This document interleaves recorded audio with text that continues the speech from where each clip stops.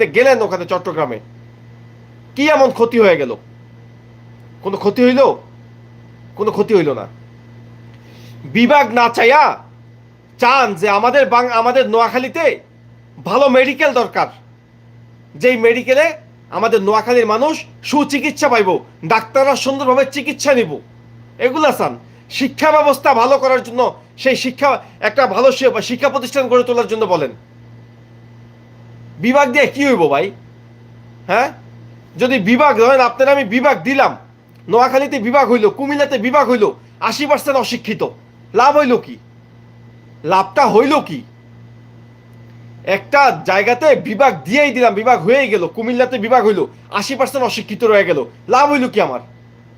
নোয়াখালীতে বিভাগ হইল, 80% অশিক্ষিত রইল, ভালো একটা হসপিটাল নাই, কি লাভ হইল?